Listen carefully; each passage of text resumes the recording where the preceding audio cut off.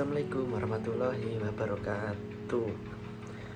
Kembali lagi dengan bersama saya Alan Bagus Prayoga dari Prodi Pendidikan Luar Biasa Universitas PGRI Argopuro Jember, kelas 22B. Nah, di video kali ini kita akan bahas kita akan bahas tentang tunalaras, disabilitas tunalaras ya. Dan kalau kemarin kita bahas tentang tunalaras apa saja, klasifikasi, definisi, dan ciri-cirinya. Kalau di video kali ini kita akan bahas tentang cara menangani, cara mengajar, dan juga cara mengatasi. Penasaran? Yuk kita bahas di video kali ini ya. Yang pertama yaitu pasti tahu kan, tunalaras adalah anak yang terganggu emosi. Ini sekali lagi ya, jadi mereka ini banyak melakukan penyimpangan norma. Mereka sudah tahu itu norma buruk atau tetap dilakukannya. Dengan cara orang lain bilangnya itu ya, tunalaras itu adalah anak nakal gitu ya, yang menyimpang normanya. Oke, yang pertama ini ada contoh modifikasi perilaku ya, memodifikasi perilaku. Karena tunalaras ini tidak bisa disembuhkan ya, hanya bisa diminimalisir. Jadi yang pertama, kalau kita menghadapi anak tunalaras ya kita tidak ingin terjadi barangkali ada orang tua yang memiliki anak tunalaras. Dalam menghadapi sikapnya ini atau mengajar ya, jadi guru, pokoknya jadi peran serta dalam tunalaras tersebut. Yang pertama ini adalah menghadapi tunalaras. Bagaimana sih caranya menghadapi anak tunalaras ini yang nakal dan yang bandel ini ya, perilaku luar biasa di atas normal ya. Kita membutuhkan perhatian khusus memang ya, perlakuan khusus juga, karena tidak bisa jadikan satu dengan anak-anak yang lainnya. Ada beberapa metode ya. Yang pertama itu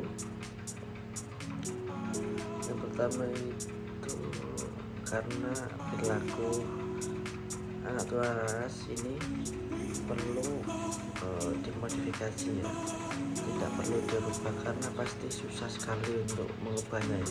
Jadi kita hanya perlu memodifikasinya agar anak tunalaras ini tidak menjadi semakin tunalaras atau bandel. Yang pertama adalah mengetahui apa yang mereka mau. Nah, kita sebelum daripada mereka marah-marah, karena ada anak yang saat dilarang itu semakin mengamuk, tidak tahu apa yang mereka inginkan karena mereka tidak bisa meluapkan emosinya.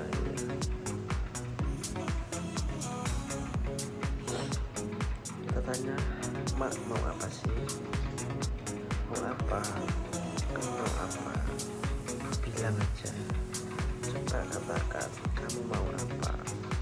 Pasti sebagai anak kita ingin banget didengarkan sama orang tuanya, didengarkan oleh gurunya, didengarkan oleh sekitarnya ya. Karena banyak anak tunalaras yang ternyata awalnya dari lingkungan yang kurang baik. Setiap anak pasti kebutuhannya berbeda ya. Ada yang butuh kasih sayang, karena usia dan fisiknya berbeda-beda dan berbagai banyak karakternya. Kebanyakan itu ya. Hal ini juga terjadi untuk kebutuhan dengan keistimewaan tertentu, karena indikasi itu tunalaras ini tidak bisa disamakan dengan anak-anak yang normal lainnya, yaitu cuma yang itu tadi.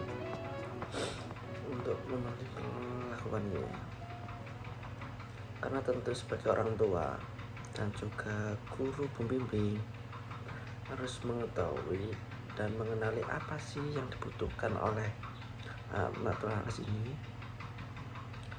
Nah, untuk yang kedua adalah berikan belajar yang team and dev.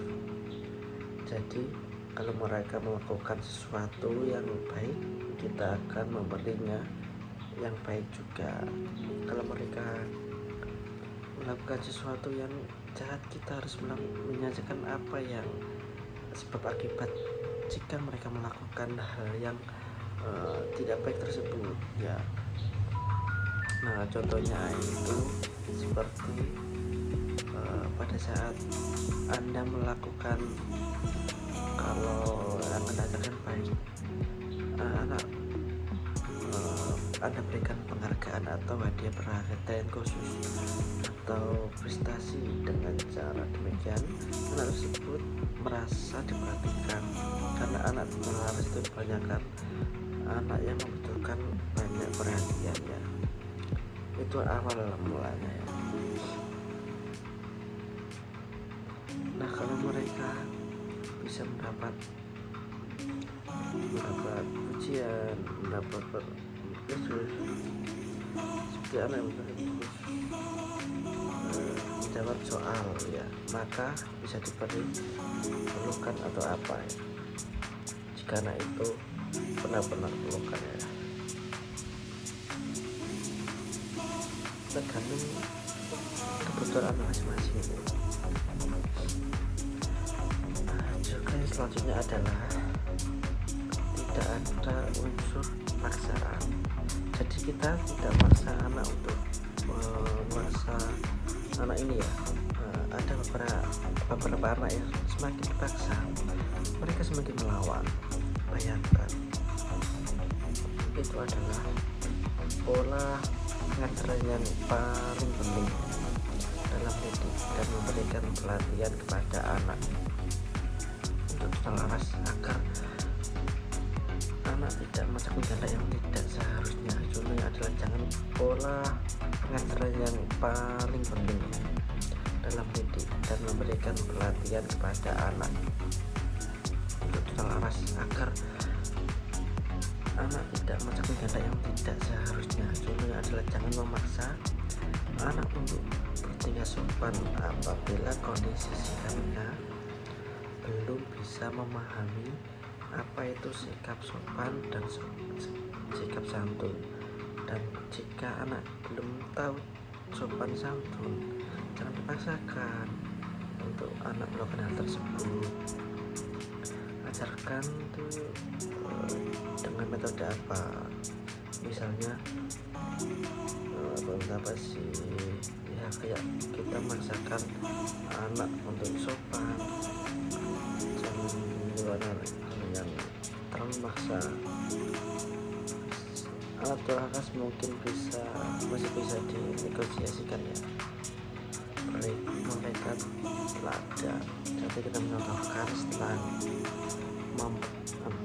itu anak itu harus mempraktekkan seperti yang kita lakukan yang baik, lalu memberikan ruang anak untuk berkembang.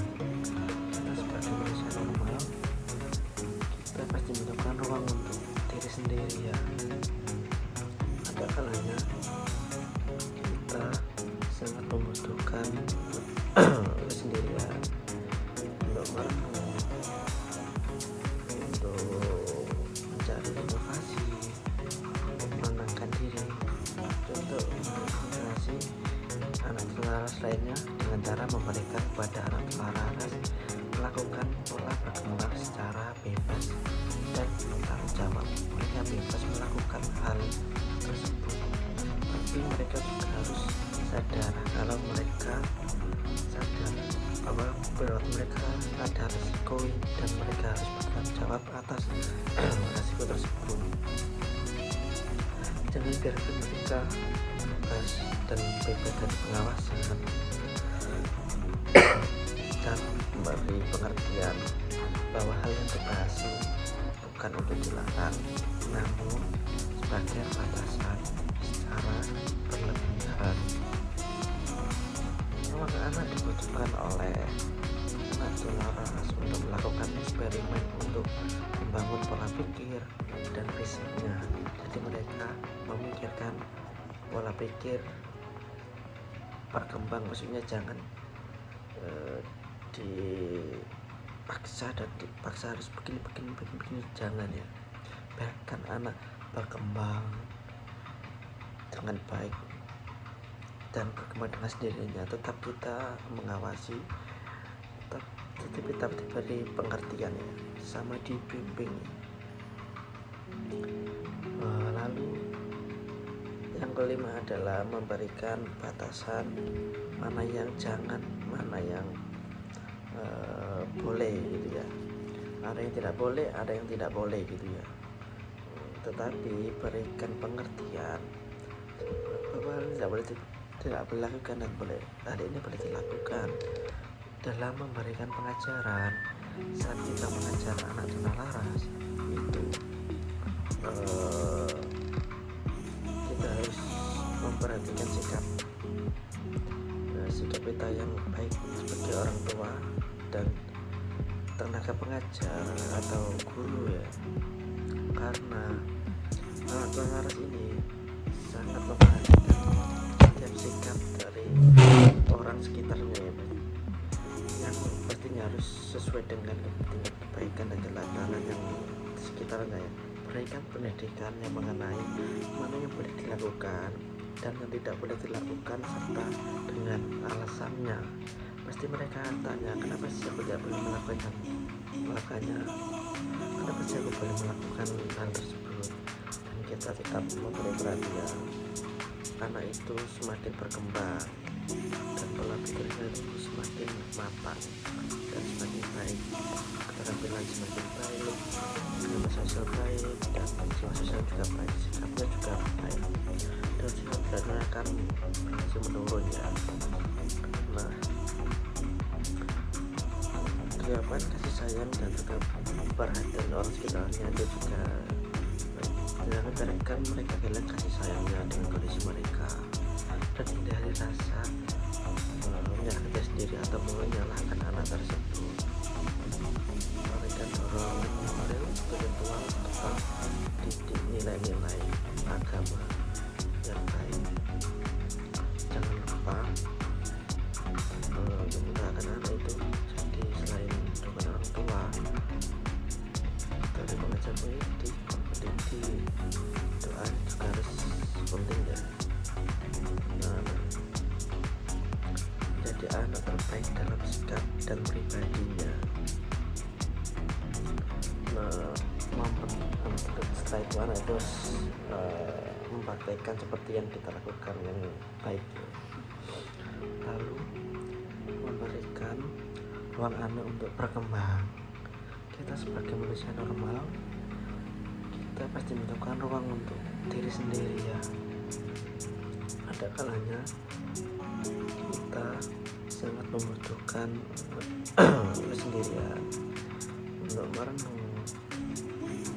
untuk mencari inovasi, untuk menenangkan diri, untuk menginspirasi anak tunalaras lainnya dengan cara memberikan kepada anak tunalaras melakukan pola berkembang secara bebas dan tanggung jawab. Mereka bebas melakukan hal tersebut, tapi mereka juga harus sadar kalau mereka sadar bahwa mereka ada risiko dan mereka harus bertanggung jawab atas risiko tersebut. Jangan biarkan mereka bebas dan bebas dari pengawasan, dan memberi pengertian bahwa hal yang dibahas bukan untuk dilarang, namun sebagai batasan secara berlebihan. Anak dibutuhkan oleh anak tunalaras untuk melakukan eksperimen untuk membangun pola pikir dan fisiknya. Jadi mereka memikirkan pola pikir berkembang, maksudnya jangan dipaksa dan dipaksa harus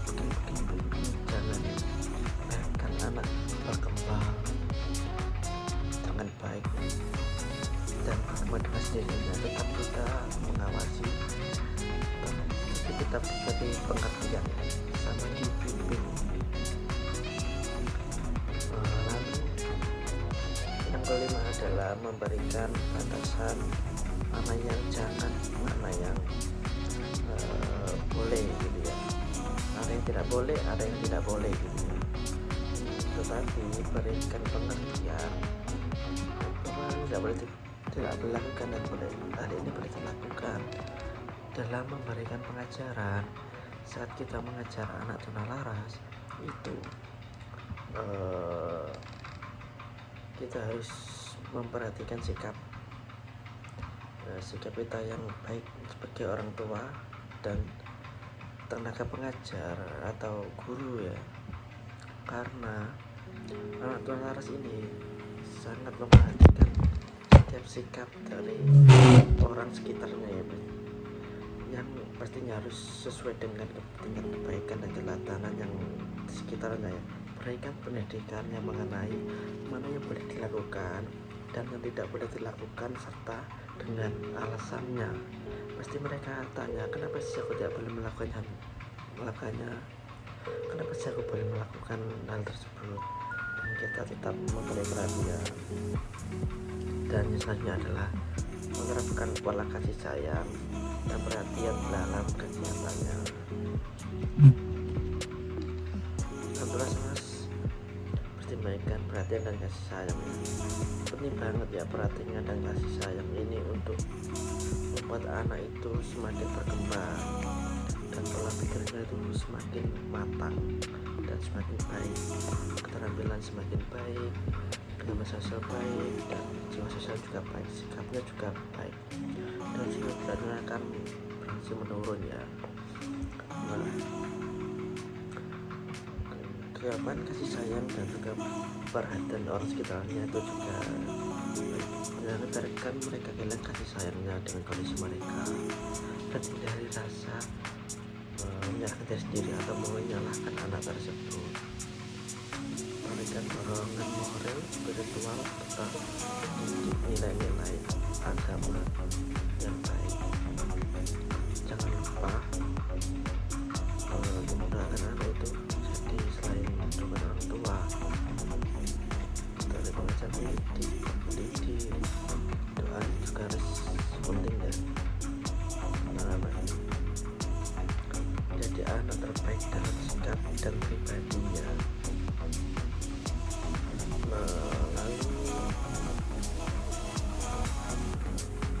Lalu selanjutnya adalah mengatasi berbagai gangguan saat kita mendisiplinkan anak tunalaras yang perilakunya itu seperti itu. Cobalah terlebih dahulu mengatasi berbagai gangguan seperti faktor lingkungan dan emosional. Sebelum kita mengajar anak tunalaras, kita harus bisa mengendalikan emosi kita sendiri, mengendalikan lingkungan agar selalu mendukung dalam proses pembelajaran anak tunalaras. Rasa lapar, rasa lelah, capek, emosi, dan tokoh yang lainnya dapat membuat anak lebih sulit mengendalikan perilakunya ya. Lalu ada juga memberi dukungan mundur untuk transisi jika mungkin dipersiapkan untuk transisi antara satu kegiatan yang lainnya. Misalnya kalau punya waktu 10 menit lagi ya untuk mengerjakan PR-nya, atau kamu boleh bermain tapi hanya 5 menit atau 10 menit. Setelah itu setelah waktu habis, setelah waktu selesai, waktu adik harus berhenti karena dengan sebab itu adalah yang pentingnya karena anak bisa tahu batasan diberikan dan harus menepatinya, dan anak-anak bisa menyiapkan diri agar anak tidak seenaknya. Hal itu lagi selanjutnya ada membiarkan anak memiliki pilihan. Jadi kalau kita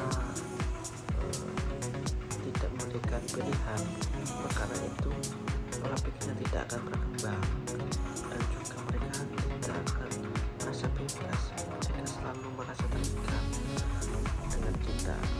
Nah, saat anak tumbuh dewasa, penting bagi mereka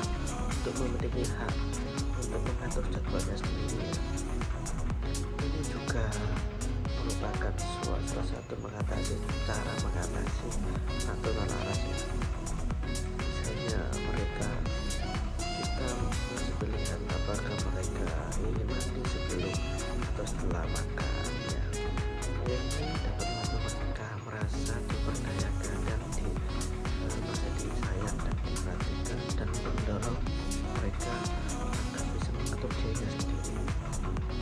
Dan ini paling penting menurut saya, konsisten. Nah itu butuh konsisten. Hari ini ada begini dan biasanya kok begini, pasti jadwal yang kita susun untuk mendisiplinkan anak ini akan berantakan dan semuanya kembali lagi, bahkan ada yang dimulai dari awal ya. Nah, apalagi kalau mengejar aturan laras itu tidak boleh. Banyaknya kita bicara autis ya, anak itu dibimbing oleh berbagai cara, pasti hal itu akan membuat bingung karena setiap orang memiliki pola asuh yang berbeda. Nah, lalu coba untuk tidak bereaksi yang berlebih ya. Ini terkait sulitnya, tapi ini salah satu cara yang paling efektif ketika anak melakukan sesuatu yang menjengkelkan dari waktu ke waktu. Kemarahan dan frustasi itu semakin banyak, makin menumpuk. Terkadang anak tidak mungkin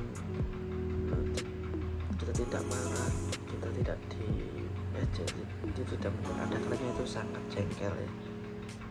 Jadi kita harus bisa mengendalikan emosi, lalu bersikap positif tentang hal-hal yang baik ya. Ketika anak laras itu sulit mengatur perilakunya, emosinya,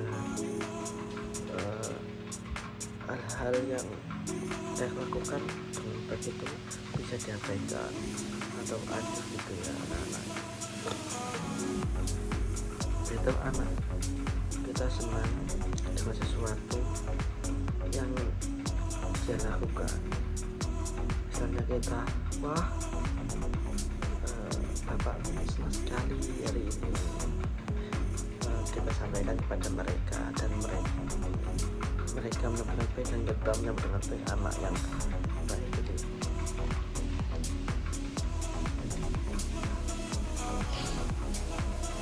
Kita tidak memberitahu anak, berikan mereka perhatian, keburukan atau senyuman ya. Hal-hal yang kecil ini kadang simpel tapi sangat dibutuhkan. Jadi mereka tahu mana yang baik, mana yang buruk ya.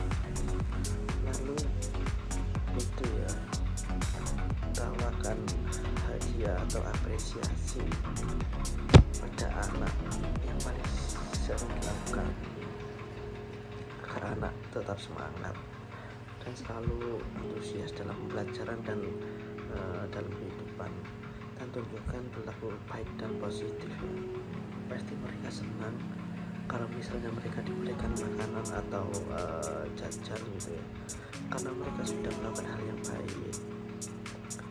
Nah juga yang paling penting juga ya, hindari memukul atau fisik ya.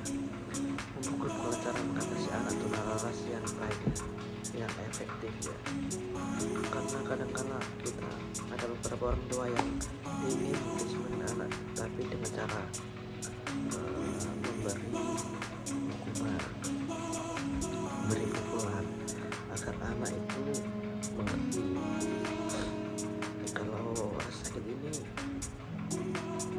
salah gitu ya. Tapi ternyata tidak semua anak itu menganggap pukulan itu suatu pelajaran gitu ya. Ada juga yang anak menganggap setelah pukul orang tua itu ya, saat mereka di luar, hal itu dijadikan pelampiasan. Sedangkan orang tua tidak tahu ternyata anaknya punya pelampiasan seperti itu. anak-anak yang agresif oleh orang tuanya cenderung lebih agresif di kemudian hari. Terima kasih.